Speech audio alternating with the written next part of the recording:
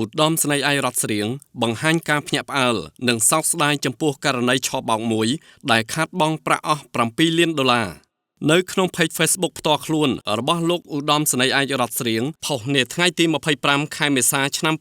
2025បានលើកឡើងអំពីបទពិសោធន៍នៃការបង្ក្រាបករណីឆបោកជាច្រើនដែលលោកធ្លាប់បានផ្សព្វផ្សាយនិងអំពាវនាវឲ្យមហាជនមានការប្រុងប្រយ័ត្នហើយលោកក៏បានបង្ហាញនូវអារម្មណ៍ភ្ញាក់ផ្អើលនិងសោកស្ដាយចំពោះករណីឆបោកមួយដែលធ្វើឲ្យជនរងគ្រោះខាតបង់ប្រាក់រហូតដល់$7 លានត្រូវបានអាវុធហត្ថរាជធានីភ្នំពេញបង្ក្រាបបានកាលពីថ្ងៃទី19 ខែមេសាឆ្នាំ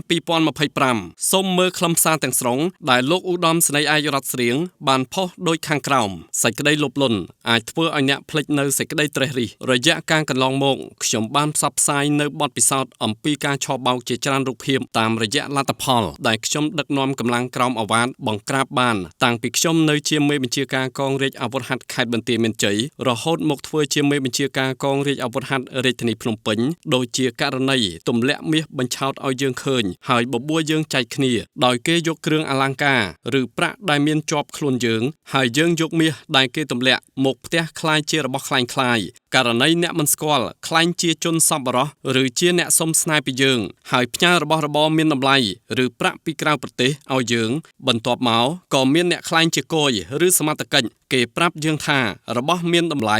ឬប្រាក់ដែលផ្ញើមកពីក្រៅប្រទេសសិតតែខុសច្បាប់ហើយក៏បោកយើងថាដើម្បីយករបស់ឬប្រាក់ទាំងនោះបានត្រូវបង់ប្រាក់ឲ្យគេជាដើមតែអ្វីដែលភ្ញាក់ផ្អើលនិងសោកស្ដាយបំផុតគឺបានឃើញល្បិចឆបោកដដែល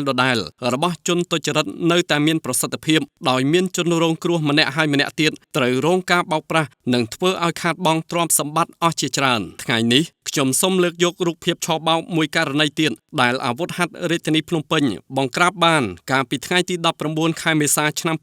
2025មកអំពាវនាវជាថ្មីដើម្បីឲ្យមហាជនមានការប្រុងប្រយ័ត្នជនរងគ្រោះម្នាក់ត្រូវបានជនជាតិស្បែកខ្មៅ5នាក់លួងលោមថាពួកគេមានប្រាក់ប្រឡាក់ទឹកខ្មៅជាច្រើនលានដុល្លារអាមេរិកតែពុំអាចចាយបានលុះត្រាតែមានប្រាក់ដុល្លារពិតប្រាកដយកមកលាងជាមួយម្សៅហើយយកម្សៅនោះទៅលាងជាមួយនឹងប្រាក់ប្រឡាក់ទឹកខ្មៅទើបคล้ายជាប្រាក់អាចចាយបានដោយពួកវានឹងឲ្យផលចំណេញមកជនរងគ្រោះវិញ1ទ្វេជា3ឬ1ទ្វេជា5ដំបូងឡើយជនរងគ្រោះបានយកប្រាក់ដុល្លារពិតប្រាកដចំនួន$2,000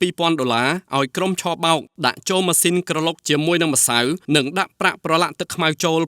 $8,000តែមុនពេលក្រឡុកក្រុមឆបោកបានឲ្យជនរងគ្រោះលេបថ្នាំដោយប្រាប់ថាដើម្បីការពារការពុលម្សៅគីមីដែលក្រឡុកប្រាក់ហើយពួកវាក៏លេបឲ្យមើលមុនផងដែរមួយសន្ទុះក្រោយមកឃើញថាប្រាក់ចេញមកវិញចំនួន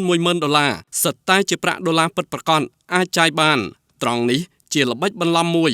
បន្ទាប់មកក្រុមឆបោកក៏ប្រគល់ប្រាក់ដែលទើបលាងរួចឲ្យទៅជនរងគ្រោះទាំងអស់ត្រង់នេះជាល្បិចចិត្តសាស្ត្រមួយក្រោយមកជនរងគ្រោះក៏មានការទុកចិត្តជឿលង់ទៅលើជនឆបោកទាំងស្រុងបានប្រគល់ប្រាក់ជាបន្តបន្ទាប់ឲ្យទៅជនឆបោកទាំងនោះរហូតដល់ចំនួន$7 លានដើម្បីលាងប្រាក់ប្រឡាក់ទឹកខ្មៅចំនួន$28 លានហើយក្រុមឆបោកបានបែងចែកឲ្យជនរងគ្រោះចំនួន$25 លាន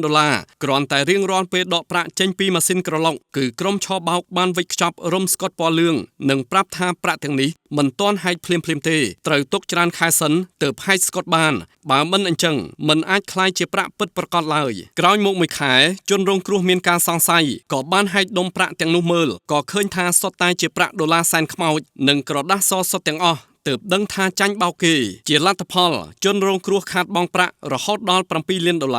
ត្រង់នេះគឺក្រុមឆបោកបានបន្លំប្តូរប្រាក់នៅពេលដាក់ចូលក្នុងម៉ាស៊ីនដោយត្រឡប់ប្រាក់ពិតប្រាកដចុះទៅក្នុងប្រអប់សម្ងាត់នៅបាតម៉ាស៊ីននិងជំនួសមកវិញនៅប្រាក់សែនខ្មោចហើយសមត្ថកិច្ចអាវុធហត្ថរាជធានីភ្នំពេញឃាត់ខ្លួនបានត្រឹមជនជាតិស្បែកខ្មៅ2នាក់កសាងសំណុំរឿងបញ្ជូនទៅតុលាការដើម្បីធ្វើការផ្ដន្ទាទោសតាមច្បាប់រីឯបកពួកជនល្មើសដែលនៅសេសសល់កំពុងស្រាវជ្រាវស្វែងរកបន្តជាថ្មីម្ដងទៀតខ្ញុំសូមយកបទពិសោធន៍ទាំងនេះអំពាវនាវដល់បងប្អូនសូមមានការត្រេះរិះដោយប្រុងប្រយ័ត្នឲ្យបានខ្ពស់បំផុតកុំឲ្យសេចក្តីលោភលន់មកបិទបាំងភ្នែកនិងរារាំងដល់ការពិចារណាយើងបានព្រោះថាលើលោកនេះពុំមានផលប្រយោជន៍ឯណា រត់មករកយើងដោយឯកឯងទេបើគេប្រាប់យើងថាអាចរកប្រាក់បានស្រួលដោយមិនបាច់ប្រឹងយើងត្រូវសួរខ្លួនឯងថាម្ដេចគេមិនសងំរកម្នាក់ឯងបែរជាមកហៅរកយើងឲ្យចូលរួមចែករំលែកឬកាត់បន្ថយផលប្រយោជន៍របស់គេតើយើងត្រូវជាអ្វីនឹងគេចុះម្ដេចគេមិនយកផលប្រយោជន៍ទាំងនោះទៅចែករំលែកជាមួយប្រពន្ធកូនបងប្អូនសាច់ញាតិមិត្តភ័ក្តិស្និទ្ធស្នាលឬជនរួមជាតិគេនេះហើយជាទម្រង់នៃការបោកប្រាស់សូមអរគុណ